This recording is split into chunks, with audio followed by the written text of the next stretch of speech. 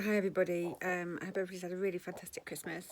It's just coming to the end of Boxing Day. We had a wonderful Christmas and today has mainly been spent watching TV and napping actually, which has been lovely.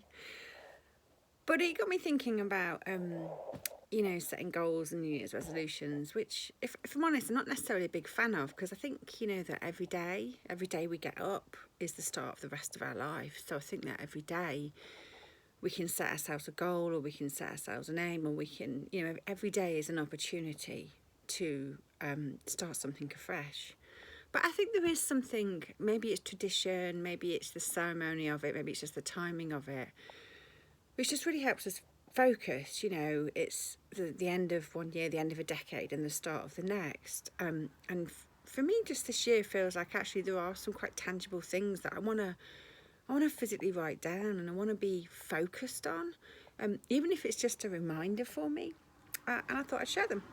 So the first is that I am going to be kind to myself. I'm going to love myself, but that's not the same as indulging myself. And I think I've got those two things quite confused over the years. So loving yourself and being kind to yourself is about really understanding what you need at a deep level, not what you want at superficial level. Now, I've often confused it, which is why, for any of you who know my story, will know that I've often been dependent on material things and the consequences that's had for me financially. And it just sounds a bit of a dichotomy, but I think it's really important to be kind to ourselves about knowing what we need at a deep core spiritual level, not necessarily a materialistic egocentric level. So that is a really important thing for me to do, and get my hands around. Well, not just this year, but forever. The second thing, I have written them down because, as you know, particularly because I'm so menopausal, I mean, I can walk into a room and I've forgotten what I go into a room for, so I've got no chance of remembering all of these.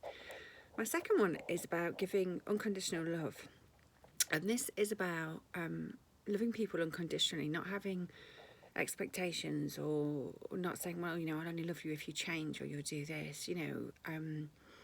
Everybody's journey is their own. It's not up to me to change people. That's everybody else's business. It's up to me to have my journey and to focus on me, and it's up to others to focus on theirs.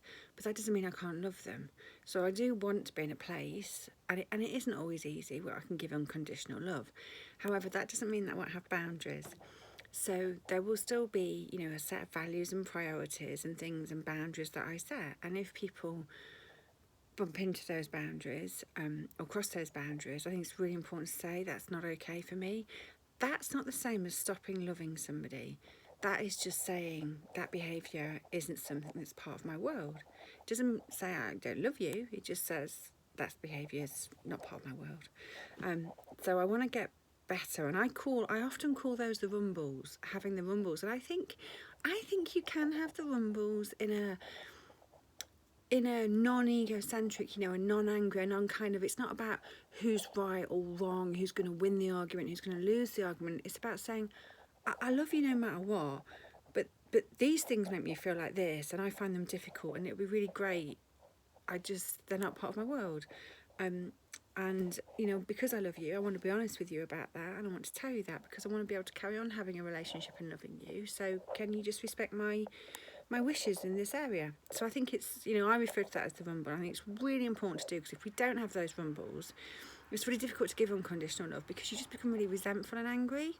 So I do want to do that if it's needed. Equally, I also want to tell people when they're not crossing my boundaries and all of the beautiful things about themselves. And that's what my love letters at Christmas were about. And I really think we need to do more of that.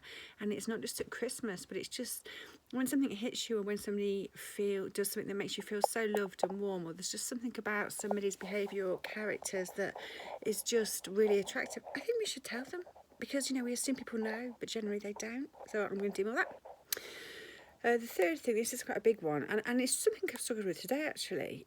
So we'd always planned today, because we knew it was, Christmas Eve was manic and Christmas Day was quite manic. So we were like, right, Boxing Day's pyjama day, because I've got another couple of manic days starting tomorrow. So Boxing Day's pyjama day. And actually, I had a sleep this afternoon. Obviously, I watched Call the Midwife. Who wouldn't? And then I'm like, haven't taken the dog out, haven't been out and done this, haven't done that, you know, and I kind of woke up with this anxiety of, you should have done this. I mean, I was meant to go for the Boxing Day lake swim this morning, and I didn't, because actually, I was too tired and I couldn't be bothered. And, you know, you have this anxiety and beat yourself up, and then I'm thinking, you know, sometimes doing something is doing nothing. Okay, so sometimes it's really important that the doing something, the being kind to yourself, is actually the doing nothing. I know that's a paradox, but it's true. And I think we have this narrative and this thing around us, which is always about, you know, in order to be your best self, you have to be motivated, you need to get out, you need to do this, you need to be there, blah, blah, blah. You know, we see it on social media, and they went there and they did this, that, and actually, it's okay. We need respite. You know, if we look at nature, and I love nature. I really love nature, and it really soothes my soul. But in the winter, you know, it goes to sleep. You know, it hibernates, like a lot of the animals do, and the plants, to replenish itself and to reflect and to, you know, put in place what it needs to put in place to come back the next year. And I think that a lot of our winter solstice is about that. So I think it's really important to understand that sometimes doing something is doing nothing. I need to feel less guilty and anxious when I do that. The next one is I want to do something each year that makes me scared. Sounds a bit odd, doesn't it? So this last year, I didn't actually set out, like, it wasn't like this big ambition. It was just something that organically happened, which was about doing the winter lake swim. So I was doing the summer lake swim, and then I was like, right, I'll try the winter lake swim. And I was really scared when I first went in, when the temperatures had dropped. And then I was definitely really scared when I had the session where I stayed in too long and I got quite ill. But I went back in afterwards. Thank you, Vicky. And it made me realise that I think it's quite important for me. I want to do something each year that makes me scared. So I'm not great with heights. And when Lily wrote her Santa letter, my daughter, she asked Santa, she wanted to be able to fly like a bird in the sky, which was beautiful, because she wanted to, she loves the clouds and so forth. And it's not quite the birds in the sky, but what I'm going to do this year, because I really struggle with heights, is, and I can't remember the name of it because it's so alien to me, but the thing that I'm going to do as a family is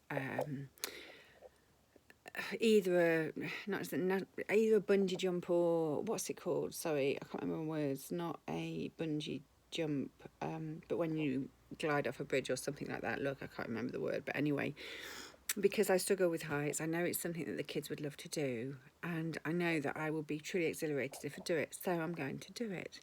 And the reason that I want to feel the fear, in the same way that I felt the fear the first time I went in the lake for the winter swim, is because it reminds me what real fear feels like. And it also reminds me that you can move through the fear, and that action is a great antidote to fear. And it pushes you and it takes you to a place you wouldn't have gone otherwise. And I just think that's a really good philosophy and practice for life. So that's why I'm going to do it.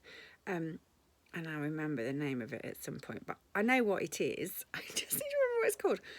And lastly, one of the things, and I started this before Christmas actually, which Tracy, my sister, nearly fell over when I told her, because she's always threatening to come around and do it, is decluttering. Because actually the external expression of your mind is very often in the environment that you live in.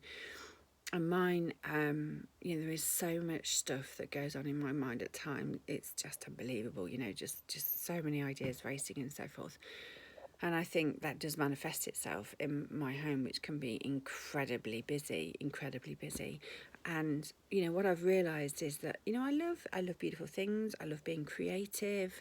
I love having a warm, welcoming and loving home that's very abundant and very filled with love and food and stuff for people. But it's also meant that I am, and I have collected a lot of crap. And what I've realised, maybe, I don't know, some voyage of self-discovery, I don't know what I want to call it, but what I've realised the last couple of years since, I guess, I've tried to really look at myself and say, I want to be the best person I can. I want to make the very best of my time on this earth, is that there's a lot of stuff that's been left in my home that is just crap and clutter. And as I'm removing it from my mind, I'm starting to see that I want to remove it from my external environment. So If it is in this house because we actually need it to be in this house, you know, it's got to function, it stays. If it is in this house because it is beautiful and it brings me joy and I love looking at it and I love the energy of that thing being there, it stays. If it is just here because I just haven't had time, energy, or I've been too overwhelmed to deal with that crap, it goes. And I guess it's another good metaphor for life, which is saying I just want to focus on the stuff that's really important. I want to get through the complex to the simple. I don't want to waste my time and energy on stuff that just doesn't matter. I want to put my energy and my love and my time where it matters, where it makes a difference, you know, where it brings joy into other people's lives and mine. And that is, and I think that's what the decluttering is about. So yeah, wish me luck. I do have two things done. I have done the bathroom and I have done the kitchen. I just have, so the next thing to be done is Lily and I's creative room, which is going to be a challenge, but I think we might start that in the next couple of days. So yeah, I hope that helps other people, maybe just spark a thought for you. And I hadn't spoken to everybody for a while, so it's really nice to just be able to hopefully put a message of hello, lots of love, hope you've had a lovely Christmas, and yeah, you can all be my accountability partners, as they say. So if you see me and I'm not doing one of these things, then you can ask me why not. Okay, lots of love. Take care. Bye.